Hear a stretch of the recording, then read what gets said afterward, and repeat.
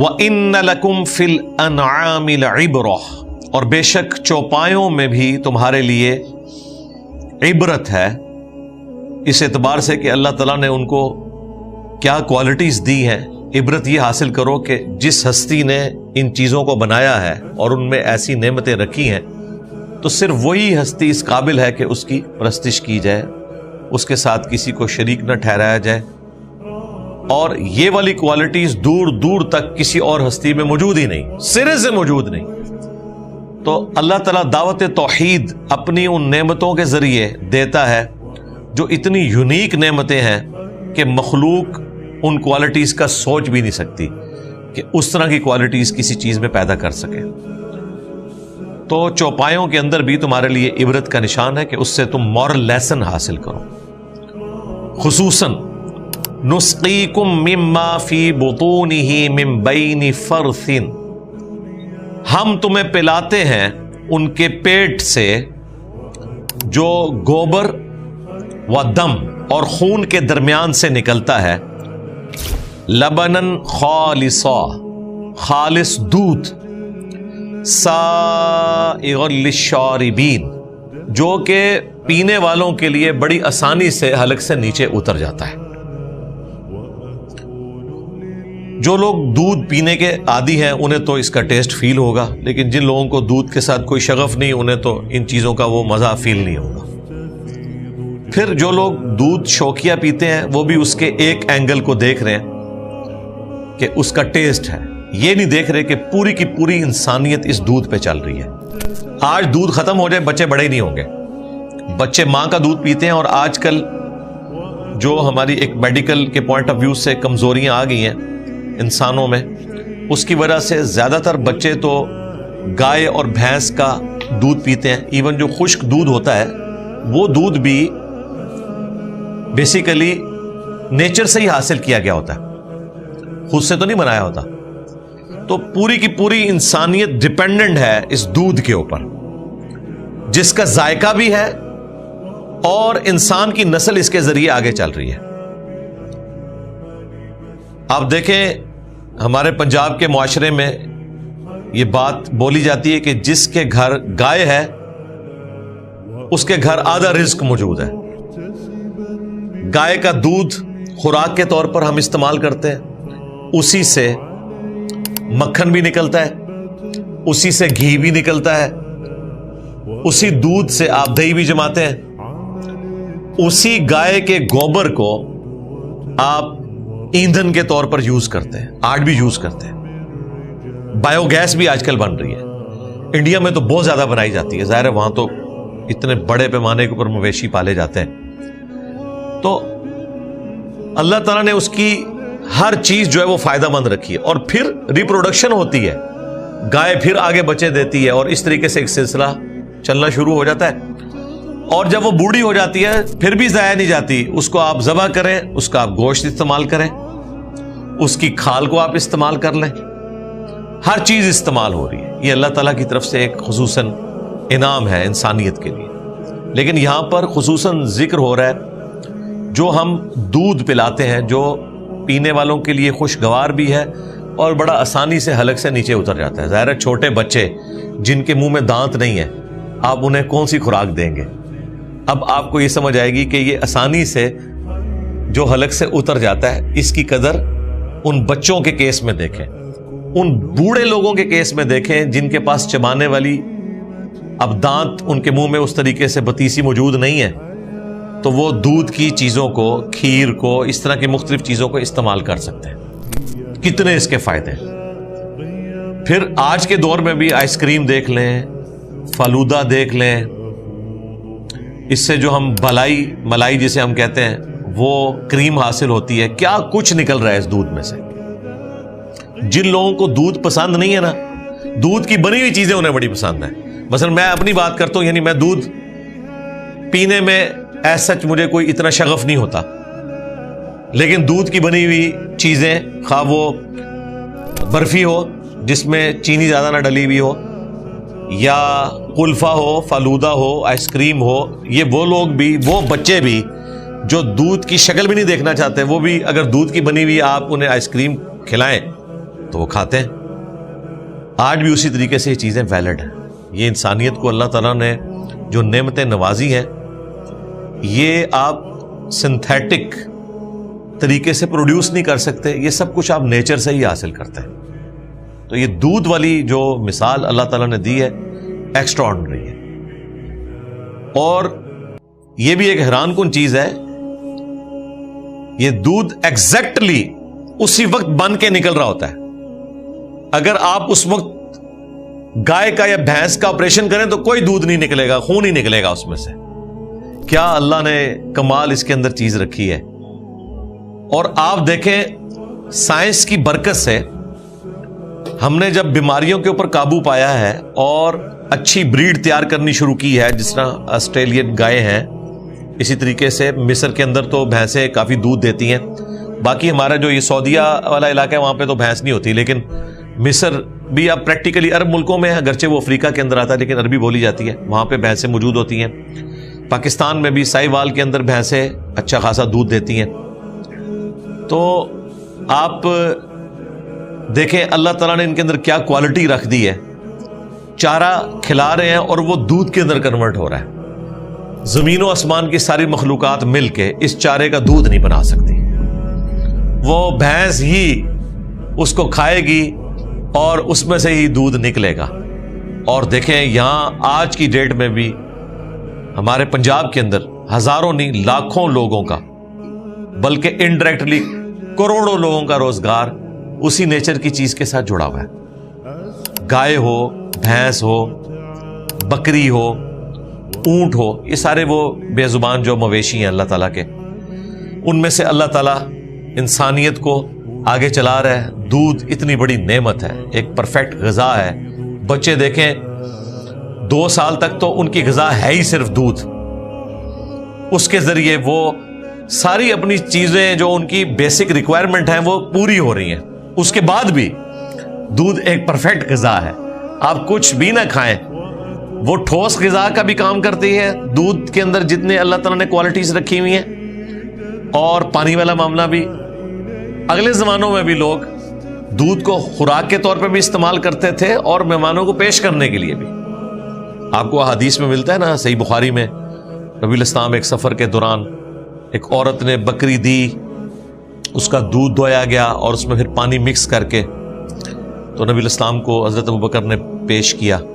کیونکہ اس زمانے میں دودھ کو ٹھنڈا کرنے کے لیے برف تو کوئی نہیں ہوتی تھی, تو پھر جو مٹکوں میں رکھا ہوا پانی ہوتا تھا نا, جو نیچرل ایک اس کا ٹیمپریچر مینٹین کر دیتا ہے, اس کو ٹھنڈا کر دیتا ہے. آج بھی مٹکوں کے اندر جو مٹی کے مٹکے ہیں, تو وہ پانی دودھ میں ملایا جاتا تھا تاکہ دودھ کی گرمائش کو ٹھنڈا کیا جائے. کیونکہ تازہ دودھ جب نکالا جاتا ہے وہ تو ہلکا ہلکا گرم ہوتا ہے, ٹھنڈا دودھ زیادہ ٹیسٹی ہوتا ہے. تو اگلے زمانوں میں کچی لسی بنائی جاتی تھی, اور یہ سنت ہے. اور اسی بخاری کی حدیث کے تحت میں نے کہا تھا کہ یہ جو بولا جاتا ہے نا دودھ میں پانی ملانا حرام ہے, یہ بات غلط ہے.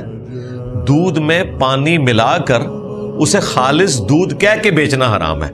دودھ میں پانی ملانا تو سنت ہے. آپ ملائیں اپنے دودھ میں پانی, کچی لسی بنائیں, اس میں آپ سوڈا ڈال کے دودھ سوڈا بنا کے پئیں, اس کا ٹیسٹ فیل کریں. وہ ساری چیزیں اپنی جگہ پہ. البتہ خالص دودھ کہہ کر پانی ملا دودھ بیچنا یہ حرام ہوگا.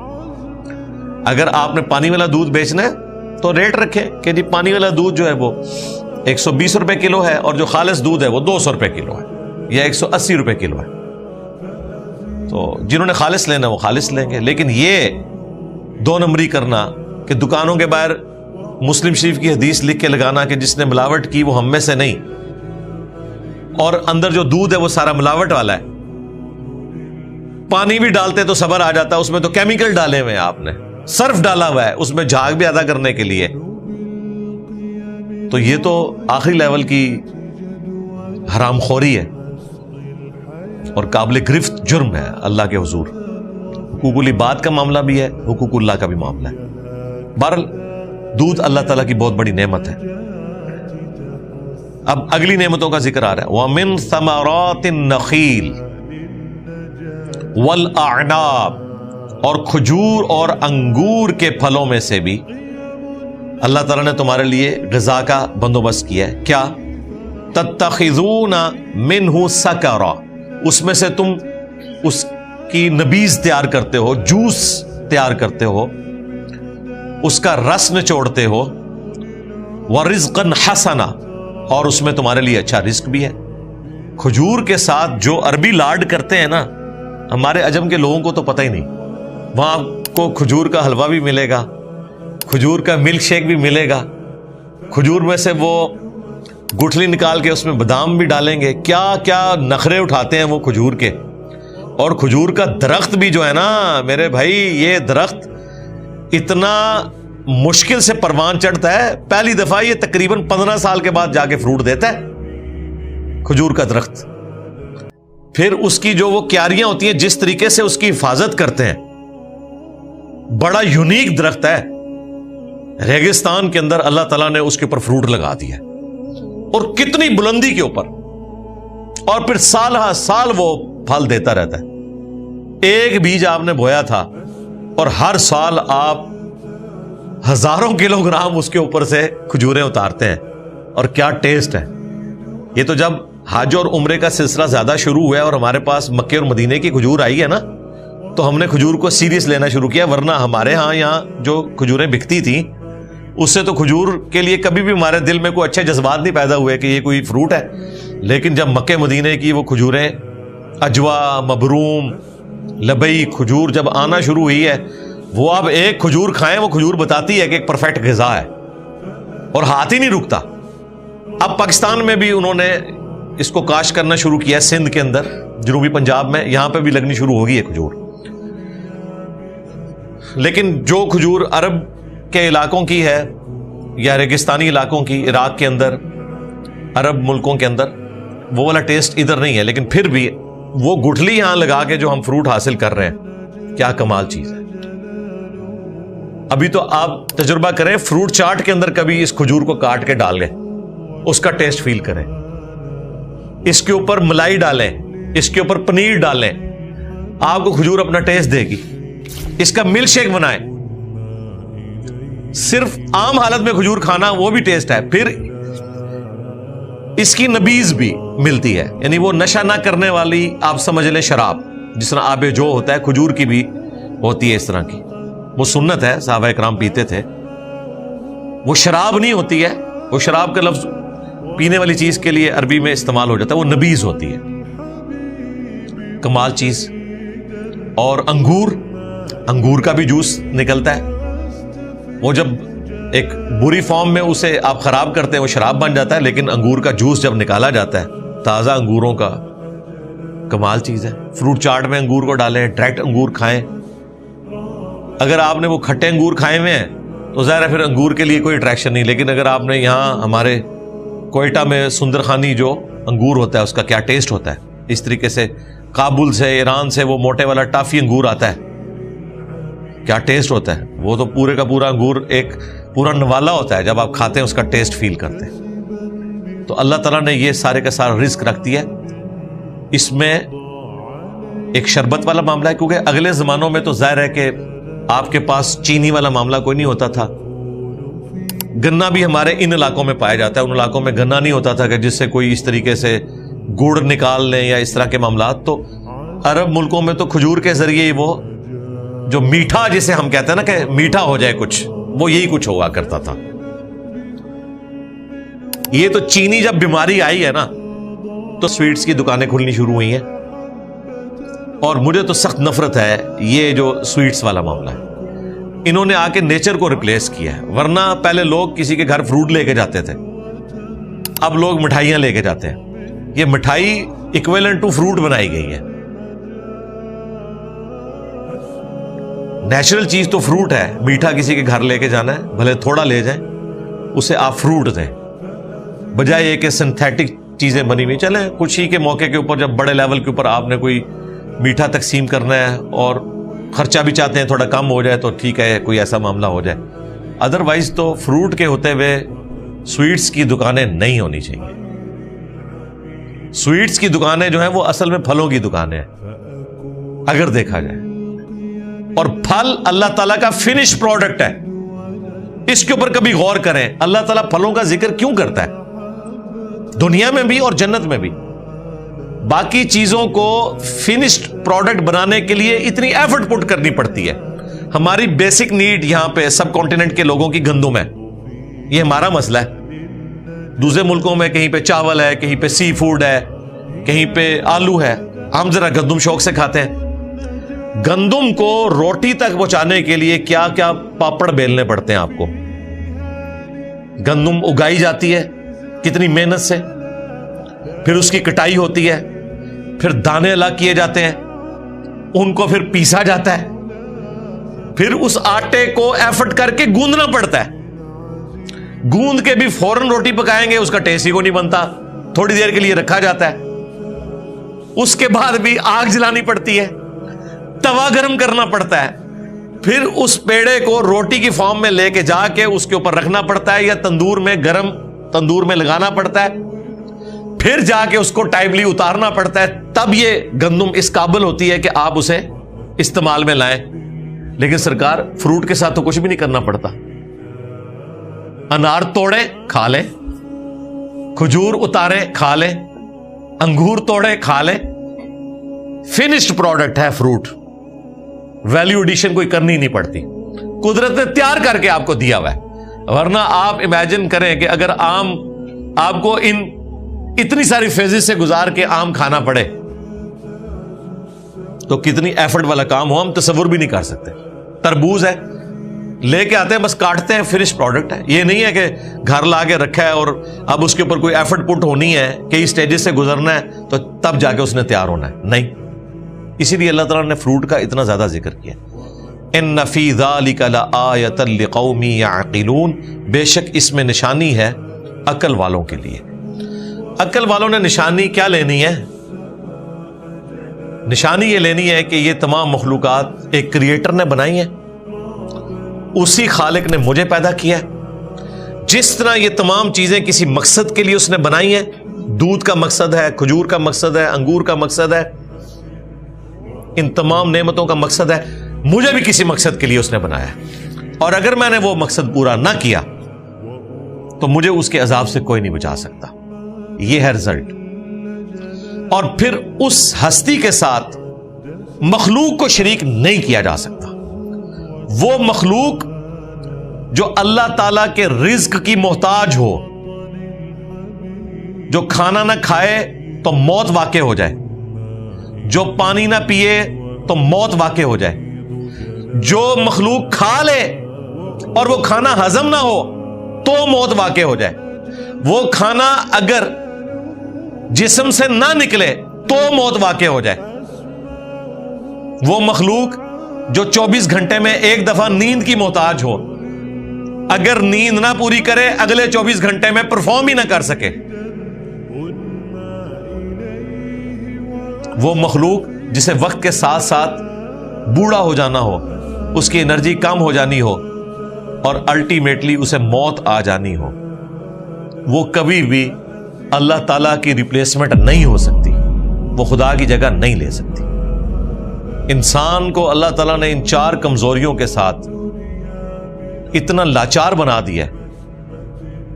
بڑے سے بڑا انسان ہو, خواہ وہ پیغمبر ہو, کوئی اہل البیت میں سے ہو, کوئی صحابی ہو, یا ان بچاروں کا کوئی بزرگ ہو, وہ تو شاہی کوئی نہیں نا, چلو ایویں چگے ذکر کر دینے. کوئی اپنے آپ کو روٹی سے آزاد کر سکتا ہے؟ اللہ تو قرآن میں کہہ رہا ہے عیسیٰ اور ان کی ماں بھی روٹی کے محتاج تھے.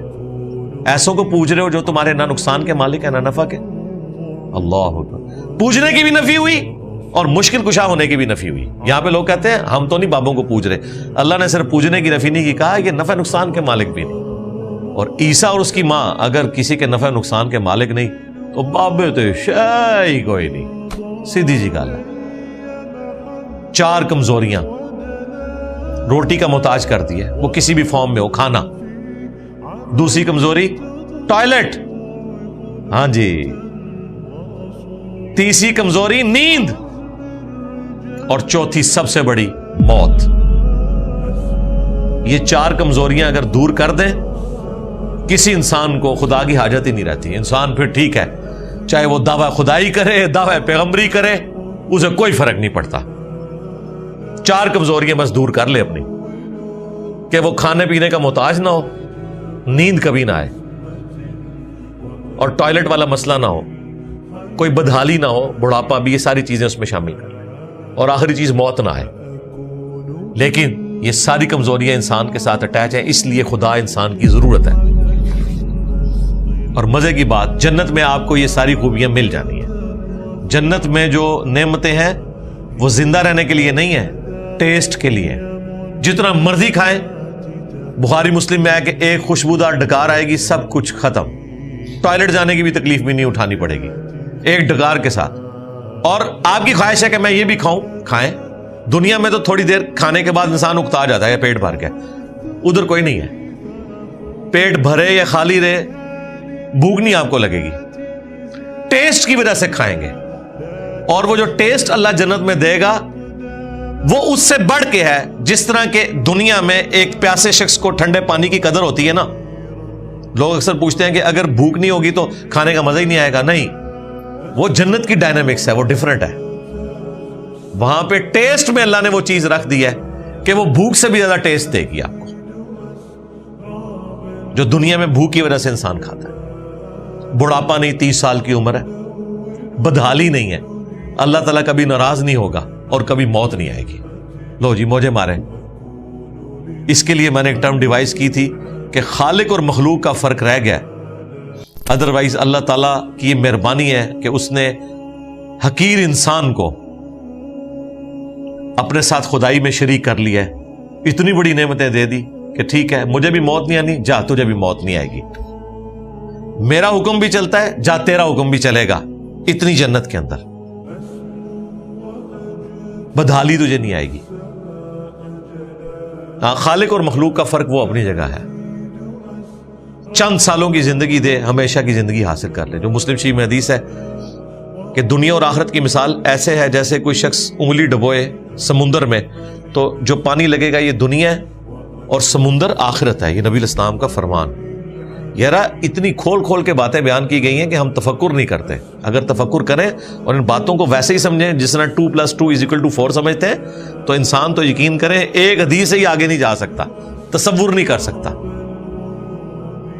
कि इतने बड़े दरख्त के 100 साल तक एक घोड़सवार घोड़ा दौड़ाता रहे तो उस दरख्त के साए से बाहर ना निकले।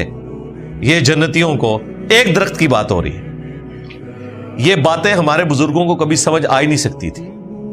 सहाबा ताबईन का ईमान बिलगैब था, लेकिन आज हमें साइंस ने बता दिया है कि कायनात की चौड़ाई कितनी है। अभी जो इस वक्त तक दरियाफ्त हुई है 93 बिलियन लाइट ईयर्स, 93 अरब साल तक रोशनी चलती रहे। इतनी तो कह रहे हैं जी हमने, यानी एस्टिमेट कर लिया, इससे बड़ी भी हो सकती है। ये भी आपको लेटेस्ट फिगर बता रहा हूं, 93 अरब साल रोशनी चले। और रोशनी किस तरह चलती है? रोशनी भाई घोड़े की रफ्तार से, जहाज की रफ्तार से नहीं चलती। रोशनी जमीन के 7 चक्कर काट लेती है 1 सेकंड में। 40,000 किलोमीटर है सरकमफ्रेंस, 3 लाख किलोमीटर 1 सेकंड में। रोशनी 1 सेकंड में 3 लाख किलोमीटर चली जाती है, 1 सेकंड में। आप एक दिन की कैलकुलेशन करें तो आपका छोटा मोटा कैलकुलेटर तो फेल हो जाएगा कि एक दिन में रोशनी कहां पहुंच जाएगी।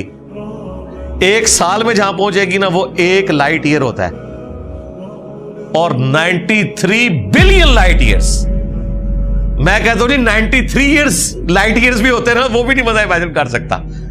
93 अरब लाइट ईयर्स, और 1 अरब इतना फिगर है कि अगर आप 24 घंटे गिनती गिने ना तो 25 से 30 साल चाहिए 1 अरब पूरा करने के लिए। तो अब आप अंदाजा कर लें, ये अल्लाह ताला ने इतनी बड़ी कायनात रखी है। तो अब समझ आती है कि वाकई यार 100 साल तक घोड़ा दौड़ा ले, घोड़ा रोशनी की रफ्तार से तो नहीं चलेगा। घोड़े ने 100 साल में जितना फासला तय करना है, रोशनी ने तो वो 5 मिनट में तय कर लेना है। तो वाकई इतनी बड़ी है कायनात, बिल्कुल। और ये वो है जो अभी दरियाफ्त हुई है। और अभी साइंटिस्ट हमें ये बता रहे हैं कि दुनिया में समुंदर के किनारों पर रेत के जितने जर्रे हैं ना, ये कम है, प्लैनेट्स इससे ज्यादा है।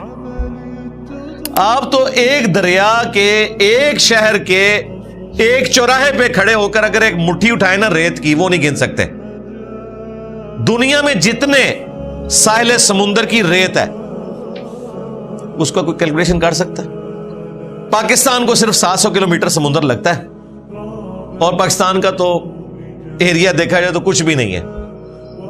700 کلومیٹر کی ریت، اس کا ایک ایک ذرہ گنے۔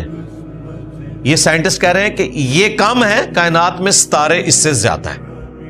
تو اب آپ کو سمجھ آ جائے گی بخاری مسلم کی حدیث کے آخری جنتی کو بھی 10 پلانٹ ارتھ ملیں گے، کوئی مشکل نہیں۔ 10 پلانٹ ارتھ، 10 گنا جنت۔ یہ سب سے آخر میں جو لاکھوں سال کے بعد جہنم کا عذاب بھگت کے نکالا جائے گا، یہ اس کی بات نہیں ہو رہی ہے کہ جو بغیر حساب و کتاب کے جائے گا، نہ نہ نہ، یا حساب و کتاب کے بعد تھوڑی سی نیکیاں زیادہ ہوگی، وہ بالکل آخر میں جو بخاری مسلم میں ہے کہ اس کے پلے سوائے ایک نیکی کے کوئی نہیں ہوگی کہ اس نے زندگی میں ایک دفعہ لا الہ الا اللہ پڑھا ہوگا، بس قانوناً وہ خدا کے ماننے والا ہوگا، باقی اس کے پلے کوئی نیکی نہیں ہوگی، اسے بھی 10 گنا جنت مل جانی ہے۔ تو یہ کائنات اللہ تعالیٰ نے اتنی بڑی بنائی ہے۔ اللہم انا نسألک جنت الفردوس مع النبیین والصدیقین والشہداء والصالحین۔ محنت کرنی ہے تو جنت الفردوس کے لیے کرنی ہے، پیغمبروں کے ساتھ، اس سے نیچے کے لیے محنت ہی نہیں کرنی بھائی، ہاں، کیونکہ یہ ایک بار ہی آپ کا چانس لگنا ہے۔ جنت میں جا کے کوئی جنت الفردوس میں نہیں جا سکتا، جو کچھ کمانا ہے آپ نے وہ یہاں سے کما کے جانا ہے۔ یہ ہے اصل میں وہ کھیتی جس کو آپ نے بونا ہے اور آخرت میں جا کے کاٹنا ہے۔